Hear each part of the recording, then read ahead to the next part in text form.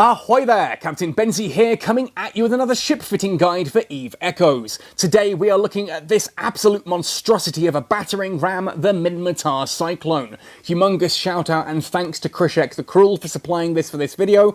I know this is a big ship. It's the kind of thing that, having hit Tech 7, a lot of you are already asking me about, and it's worth mentioning that Scoundrel does have an astonishing video about this exact ship, which I will put a link to in the description down below. You should go check that out, go watch his videos. He's an excellent EVE Echoes content creator, and he actually can do this ship a bit more justice than I can, simply because he has the skills to properly fly it. That said, we're still going to have a look at the Cyclone, at what it is, what it does, how you can use it, and how I would recommend fitting it, all that kind of thing. It's a Minmatar ship, of course I have to sit and talk about it, and of course being a missile ship, it's one that you all want to hear about too.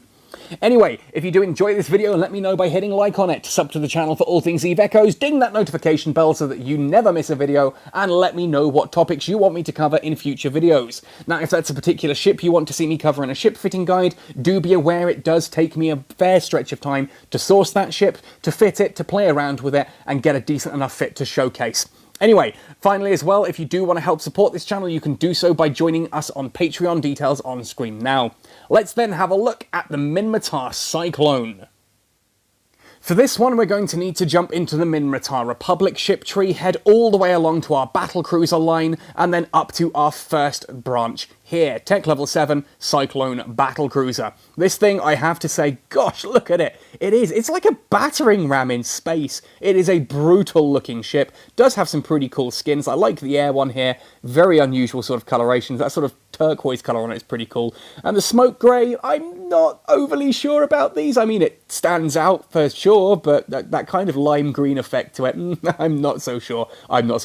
Anyway, enough about how it looks, let's talk about how it flies. The Cyclone, let's have a look at its fitting profile. 1 drone launcher tube, which can take small or medium drones, 6 high slots, yes, you read that right, 6 high slots, 3 mid slots, 5 low slots, and then 3 of each of the power grid and mechanical rigs. This thing takes up a lot of modules. Building it's fairly expensive, and then you've got a lot of different modules that you need to purchase to fit it. But let's have a look at that defense. 24,816. Woohoo! That is one tanky ship. Now you can see here that is mainly in its shields, 7,825 on the shields, with 6,965 on the armour, and 6,169 on structure. As is commonplace for a Minmatar ship, there's not much in the way of structure here, but there is a decent amount of armour. You could theoretically armour tank this, though I'm not sure you would ever want to. The shields there, sorry, when you're looking at nearly 8,000 on the shields, that's more than most of my ships, combined have. In fact, it's more than I think any of my ships combined have. It's more than the Succubus has. Crying out loud, that's tanky. Anyway, looking down at the rest of its stats, of course, you have here a signature radius of a whopping 202.3. This is a big ship. It is going to be very quick for people to lock onto it, and it's not at all going to be difficult to hit.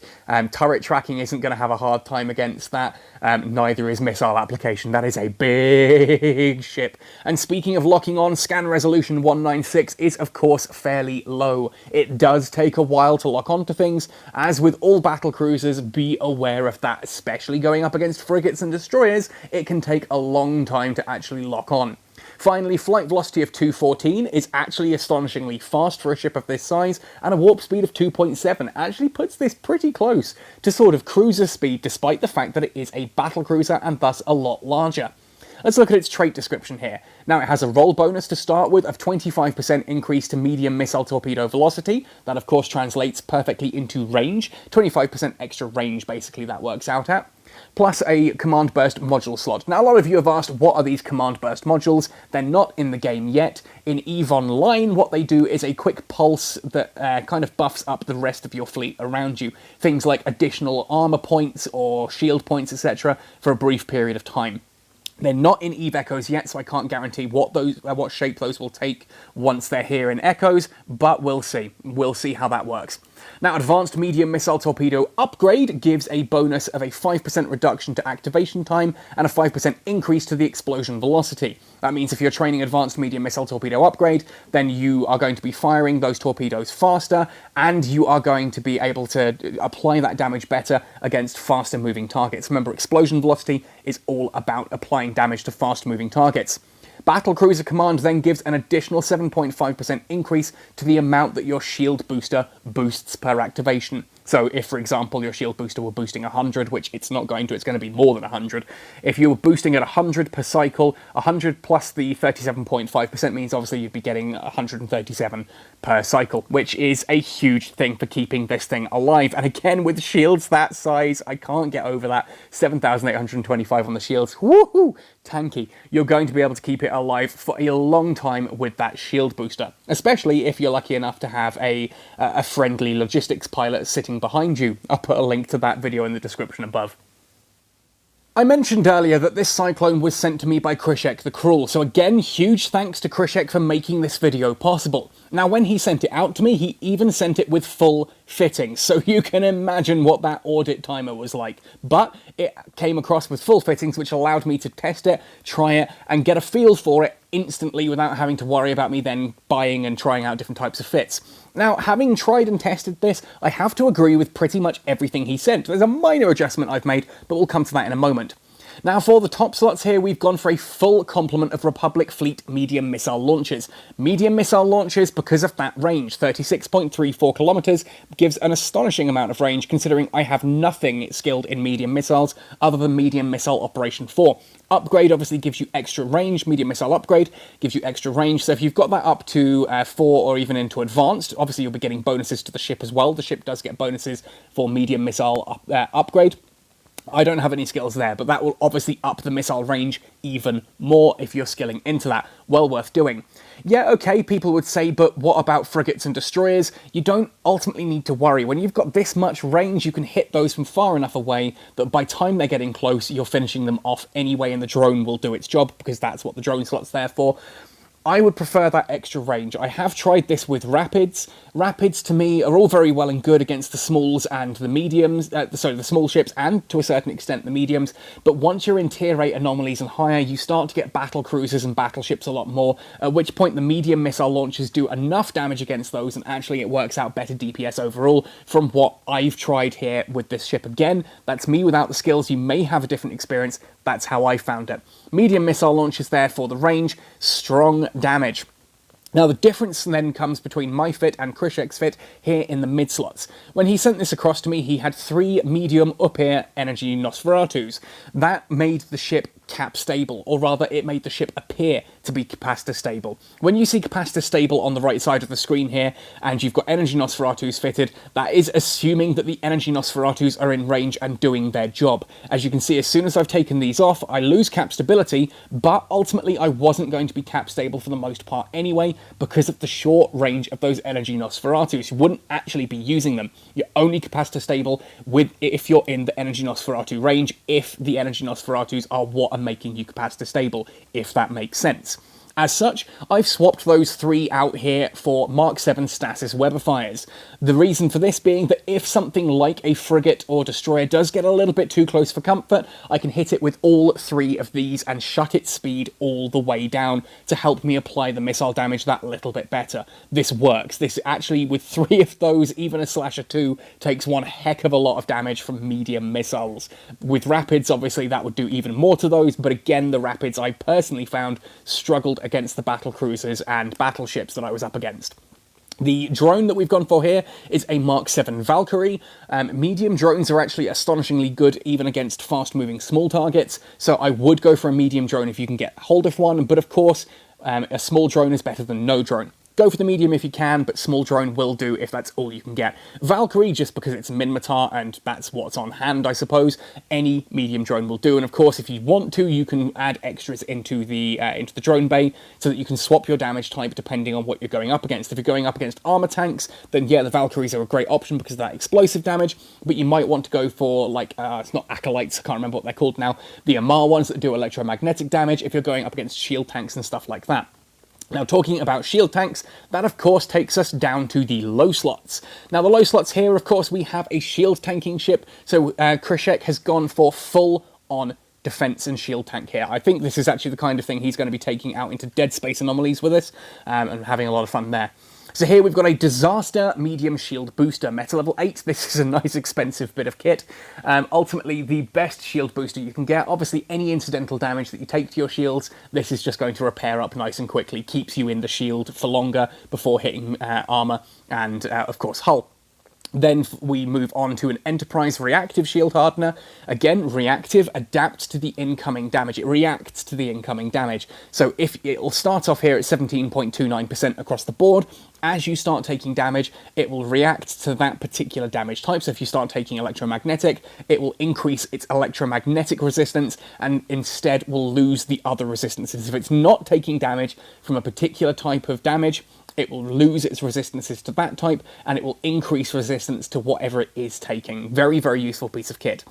You only have one of those fit. You cannot, two of those do not stack. Posse Adaptive Invulnerability Fields make up the next two slots. Again, it's an Enterprise Adaptive Invulnerability Field in the second one. These have a flat damage resistance applied. Here you can see with the Enterprise, that's 34.58% across the board. That doesn't change, that's just what you get for having this fitted and active. Now, there is a penalty for using multiple of these. The second one is only about 60% effective, and because of how resistances work, basically think of it as a good way to explain how resistances work in a nutshell is think of it more about vulnerability. In this case, that 35% resistance means you have a 65% vulnerability. Then you go to your next best module, in this case 32%, and it's then a 32% resistance into that vulnerability slot. So it works out as 32% of the 65%, if that makes sense. I know I'm getting heavy in the maths there. I will do a video about how resistances and shield tanking works. It just means that if you've got two 30% resistances, you don't have 60% resistance. It'll actually work out close to about 45%. It's quite a drop off, but using two of those genuinely is worth it. You still get a very good return on two of them. Finally then, an all-round damage control, again increases the cold resistances across the board there, 8.64 shield, armor and structure resistances to all four types, and if you activate it, 800% boost to those resistances, shoots this resistance profile into the stratosphere, making it an incredibly difficult to damage ship for the next 15 seconds, although you can only do that once every 150 seconds. Then we come to the rigs. Now, in the combat rigs here, we've got a core defense charge economizer that reduces the, increases the amount of shield boost that a shield booster does. So rather than it boosting by 100, it'll do 125 or whatever. We then have a core defense field extender, which just increases the size of the shield overall, makes it you have a bigger pool of shield. And finally, an anti-EM screen reinforcer, 35% electromagnetic resistance. Obviously, shields normally have a hole in their resistances. If you're hit with electromagnetic damage, usually 100% of that damage will go through your shields. Here, that adds a 35% resistance just on electromagnetic, which again helps boost that resistance profile that little bit more. Then for the mechanical slots, we've got a semiconductor memory cell and a semiconductor memory cell. Two of these stacked together, 17.5% increase to capacitor-capacity multiplier, and there is no penalty for having two of those, so that is a 35% increase to the capacitor size. And then a capacitor control circuit to reduce the recharge time by 12.5%. That means the capacitor recharges that little bit faster. It's a bigger capacitor, and it recharges faster. Yeah, okay, we're not capacitor stable, 2 minutes at 1 second, but you're never going to have everything there active in one go. And that is actually a key point that you'll see when we go out into a combat demonstration with it now. So I'm warping in now to a tier level 8 Angel Medium Anomaly. Krychek, if I get your ship blown up on camera, I am very, very sorry.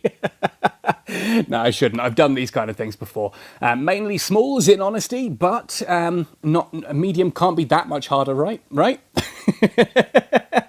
Well, we'll see how we do. Anyway, let's have a look at the individual ships. Oh, looks like someone started this one already. Oh yeah, that was me. As I said, I've done this before. Let's lock on to some of these guys here, and you can see how long this takes to lock on. Even there to like the Hurricane, which is, of course, a battleship. So, battlecruiser, sorry. So we're going to launch the missiles there at the Hurricane, slowly start doing our thing. I'm actually going to align to the station just in case, just to be safe, in case I need to warp out at a moment's notice. I am in nullsec. There is the opportunity that someone is going to, jump in and try and blow me up. I should probably also have local open for that. Check quickly, any reds in local? No, none at all. We're pretty safe. We're pretty safe. Of course I check before I'm coming out. Do you think I'm an amateur? Anyway, let's activate that shield booster for a bit of time. And we are also going to activate the damage control so I can show you with everything here active what that defense profile now looks like. Look at that. 158,080. 91% electromagnetic resistance, 92 thermal, 93 kinetic, and 94 on the explosive. And the others do get bonuses too, hull and structure there, thanks to the damage control unit. But just, that shield! Oh my goodness, that shield! And I'm taking no damage at all. Yeah, I've popped quite a bit of my capacitor in order to do so, but there we go. And you can see I'm doing 1,647 damage there with a volley from these missiles. Again, I stress I do not have any medium missile skills beyond medium missile operation 4, thanks to the skill chip. I have no battlecruiser skills. I don't even have cruiser skills, for crying out loud. My Corporation Clone CEO, my main, the one that is currently pumping up the space for the Caracal Corporation, that will be training into battlecruisers eventually because, darn it, I want a Hurricane. Even though I'm blowing one up now, let's actually have a look at this thing, because, come on, look at this ship, it's amazing. I do actually really like the Gistum skins as well. I kind of hope they add the pirate skins as possible skins later on. This one's about to go boom on that next volley. But yeah, I just like that, obviously the Minmatar Rust Orange I do quite like, but there's just something to be said about that sort of gunmetal grey. Anyway, let's jump back now to, I think that's going to jump across to the Rupture for the camera there, so we're going to observe, and then we're going to come back to reset camera on the Cyclone here. Let's activate the shield booster just to deal with some of that incidental damage, and you can see now we're dealing with that Rupture nicely as well. We're not worried about shield tanking, so the fact that I'm just slowly aligning and drifting towards the station here doesn't actually make a difference. I'm not, taking any more or less damage than I would otherwise, but it does give me the ability to quickly warp at a moment's notice, because I'm already aligned, I'm already moving at over 75% of the minimum of my maximum speed, so I'll be able to do that jump quickly, turn off the shield booster, otherwise I am going to start taking a little bit too much pain onto my capacitor. And you can see this is a Tier 8 anomaly. Tier 8 anomaly with a Tech 7 battlecruiser, and I'm just casually drifting in it, to the point that I'm happy to open up the menus and actually play around with stuff, knowing full well that nothing is going to destroy me in that kind of time frame. Because this ship has tank for days. If you liked the Moa and thought, oh, I quite like shield tanking, or if you like Rupture, the Rupture for crying out loud, and you thought, oh, I quite enjoy shield tanking, but I'm a missile kind of guy, then the Cyclone is very much the ship for you. As I said, Alex, back in the final test, Alex the Master, who is now under different name, he was using a Cyclone quite a lot during that, and I would fly around with my, my Burst 2 logistics and just park it next to him and just keep him alive, and he would jump into some very high-level anomalies at pretty much point-blank range and just would not die. Heck, while I'm talking here, I don't even have a shield booster active, and I've taken a whopping 5% damage to my shields. It's almost to the point where I'm passive tanking this. The shields themselves are recharging faster than I'm actually taking damage. That said, we are now beginning to outrange the Gistum Rupture, so I am going to just approach gently on that and start moving back towards the rest of the fleet there. Once I've got them in range, I will realign to the station and start doing, moving towards that at an approach vector, just in case I need to jump. But again, you'll see the Rupture should be going down in this volley, if not the next one. Yes, there it goes. So let's move now towards that Bellicose and get closer. Now, theoretically, I'll be honest, this build, I've gone for the tank here. I've agreed with Krishek on the tank of having the damage control unit. It's a pretty good tanky build here. You could also theoretically put in an afterburner there. I would avoid a micro warp drive, but you could put an afterburner instead of the damage control unit, just so that this kind of drifting towards the target is a little bit faster. Gives you that option there. Ultimately, I don't necessarily think it needs it. I think that's just cutting time. It's if you're not patient enough to just wait for the drift. But hey, ultimately it's different strokes for different folks. I think the afterburner is certainly a valid option for that 5th low slot there instead of the damage control unit. So well worth trying, and I know a lot of you in the comment section down below often do say to me, hey Benzie, I love this, but I just cannot fly a ship without propulsion. What would I swap? So yeah, it's going to be the damage control unit this time around. Swap that out and put in an afterburner there. Obviously, you have to be sparing with that afterburner because it will neuter through your capacitor at an astonishing rate. But as you can see here, we're still pretty cap stable thanks to those rigs, I think, and the fact that we barely need to touch that shield booster. But anyway, that I think does wrap up a decent combat demonstration here. This is without skills. Again, I hasten to say this is without skills. I have no skills in anything really higher than frigates. I have a couple of destroyer skills, and that is literally it for bigger than frigates. So seeing me in something like this is just unusual because, if I'm not moving at 700 meters per second, I just feel, it gives me a headache. Anyway, I think that does wrap up everything that I wanted to say here regarding the Cyclone. Absolutely incredible ship, brilliant for tanking. If you want to do high-level anomalies, as I said, this is me without skills, and I'm doing a tier 8 without even breaking a sweat. You can do tier 9s in this, you can probably do a tier 10. I'm not willing to try it with someone else's ship, but hey, with no skills, I might get one of these on my Corp CEO and give it a try, see how high I can get on those, whilst I train up the Battlecruiser skills slowly over time. Otherwise, folks, let me know your thoughts and opinions below. If this is the kind of ship you're using, are you a missile user? 100% this is well worth looking into. Before I do go, just because some people have asked the question between this and the Drake, obviously the Drake is a far-off consideration at this point in time. Actually, let's put the shield booster on for a second. The Drake is a far-off consideration at this point in time, considering it's tech level 8, but the Drake is essentially the damage equivalent of this. It will ultimately have higher DPS, but not quite the same tank as the Cyclone, from cursory glance anyway. Anyway, folks, let me know your thoughts. If you're using the Cyclone, let me know how you're getting on. Show me some cool Cyclone kill mails. That's what I love to see as well. I love seeing your kill mails. Come find me on Twitter, #CSKL. Show me some cool screenshots of your ships. Whatever ship they are, I love seeing those. Anyway, folks, thanks for watching right to the end. Good luck with your Cyclone or whatever else it is you're going to be flying today. Happy sailing, and see you in New Eden.